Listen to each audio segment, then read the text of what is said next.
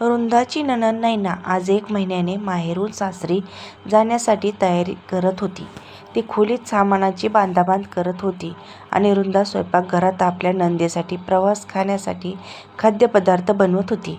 नंदेच्या आग्रहावरून रुंदाने मेथीचे पराठे, बटाटा, पडवळाची कोरडी भाजी आणि पुलाव तयार केला.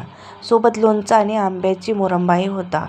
थोड्या वेळाने रुंदा ते सगळं खाणं घेऊन नंदेच्या खोलीत आली. तेव्हा नैना म्हणाली, "वहिनी, मला ना तुमची ती गुलाबी रंगाची साडी खूपच आवडली आहे. त्यावर जी पांढऱ्या फुलांची डिझाईन आहे ना, ती पाहून मन प्रसन्न होतं. त्यामुळे ती साडी मला दिली तर बरं होईल." रुंदाच्या मनात विचार करतच होती की यावेळी नंदेने काही मागितलं नाही. जरी तिच्या नंदेने काही मागितलं नव्हतं तरी नणंद जाणार म्हणून रुंदाने आधीच 2 साड्या आपल्या नंदेला दिल्या होत्या. तरी नैनाचं लक्ष त्या गुलाबी साडीवर होतं. ती साडी रुंदाला माहेरून मिळाली होती आणि अजून एकदाही तिने नेसली नव्हती. तिलाही ती साडी खूप आवडायची. पण आता नंदेने स्वतःच्या तोंडून तीच साडी मागितली होती. म्हणून रुंदा सहजपणे म्हणाली, "ठीक आहे ताई, मी ती साडी आणते. तू घेऊन जा." इतकं म्हणून रुंदा आपल्या खोलीत गेली आणि ती साडी, मॅचिंग ब्लाऊज आणि परकर घेऊन आली आणि नंदेला दिलं. तेव्हा नैना हसली.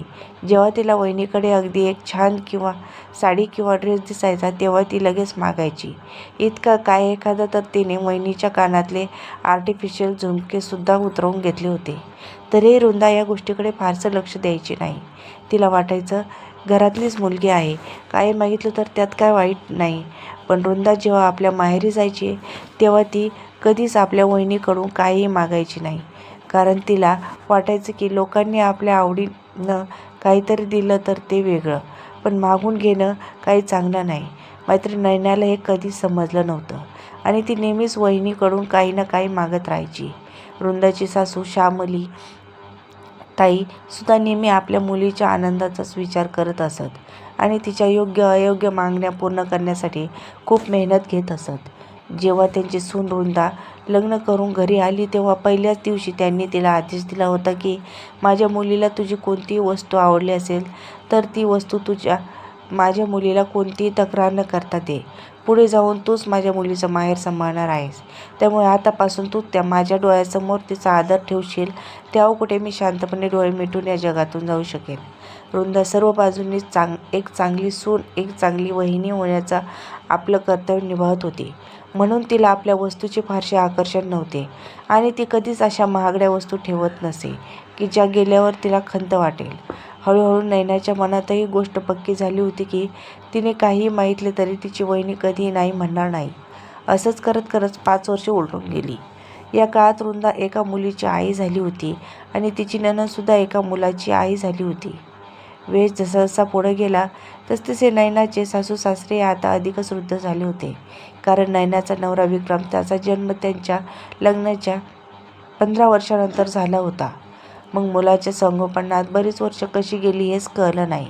त्यामुळे ते दोघंही आता अधिकच वृद्ध झाले होते आणि वारंवार आजारी पडू लागले. अशा वेळी नैना चिडचिड करू लागली होती. त्यामुळे तिच्या नवऱ्याने घरकामासाठी एक बाई लावली होती.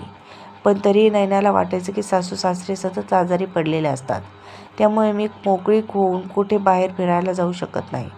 सुट्ट्यामध्ये आम्ही कुठेच फिरायला जाऊ शकत नाहीत. यापेक्षा बरं झालं असतं जर आम्ही स्वतंत्र राहिलो असतो. पण निदान मोकळेपणाने आयुष्य जगू शकलो असतो. पण विक्रम त्याच्या आईवडिलांचा एकुलता एक मुलगा होता. त्यामुळे तो हे कसं मान्य करणार होता? नैना पुन्हा आपल्या नवऱ्याकडे ही गोष्ट वेगवेगळ्या प्रकारे सांगायची आणि विक्रम तिला समजून सांगायचा की आपण आईबाबांना नाही बघणार तर कोण बघेल आणि आपण जाणार तरी कुठे. तेव्हा नैनाने आपली एक अडचण आपल्या आईला सांगितली. मग श्यामलीताई विचार करू लागल्या की सूनबाईच्या गावात तिची वडिलोपार्जित जमीन आहे. तिचे आईवडील आता या जगात नाहीत, त्यामुळे ती जमीन तशीच पडून आहे. त्या आपल्या मुलीला नैनाला म्हटल्या, "बाळा, तू चिंता करू नकोस.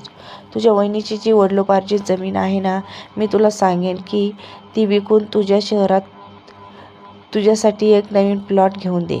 मग तू त्या शहरात आरामात राहा आणि गरज पडेल तेव्हा तुझ्या सासू सासऱ्यांना भेटायला जात जा. तुझा नवरा ऑफिसवरून परत येताना त्यांनाही भेटून येईन.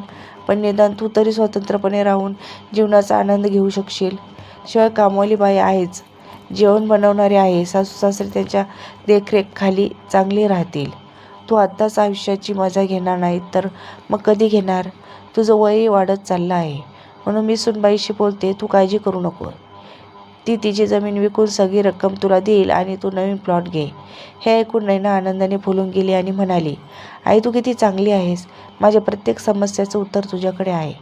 इकडे वृंदाला या गोष्टीची अजिबात कल्पना नव्हती.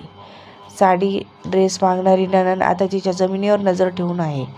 थोड्या वेळाने श्यामलीताईंनी वृंदाला आवाज दिला, सुनबाई इकडे ये. वृंदा त्यांच्या समोर आली. तेव्हा त्या म्हणाल्या, हे बघ सुनबाई, मला माहीत आहे की तू एक खूप चांगली वहिनी आहेस, म्हणून अजून एकदा चांगली वहिनी होण्याचं कर्तव्य पार पाड. वृंदा म्हणाली, काय झालं आई? काही काम आहे का? त्यावर सासूबाई म्हणाल्या, हो सुनबाई, तुझ्या माहेरची जमीन विकून तू माझ्या मुलीला एक प्लॉट घेऊन दे. तिला तिच्या सासू सासऱ्यांपासून वेगळं राहायचं आहे.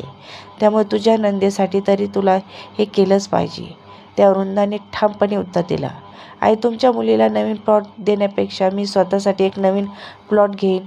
जर तुमच्या मुलीला सासरी सगळ्यांसोबत राहायचं नसेल तर मी का राहू तुमच्यासोबत? मी माझीच जमीन विकून स्वतः आयुष्य वेगळी राहून का जगू नये? हे ऐकता श्यामलीताई संतापून गेल्या. तुला अक्कल नाही आहे. अगं काय तुला या घरात कसली कमी आहे? त्यामुळे तुला तुझ्या सासू सासऱ्यांपासून वेगळं व्हायचं आहे? त्यावर वृंदा शांतपणे हसून म्हणाली, आई तुमच्या मुलीला तिच्या सासरी काय अडचण आहे?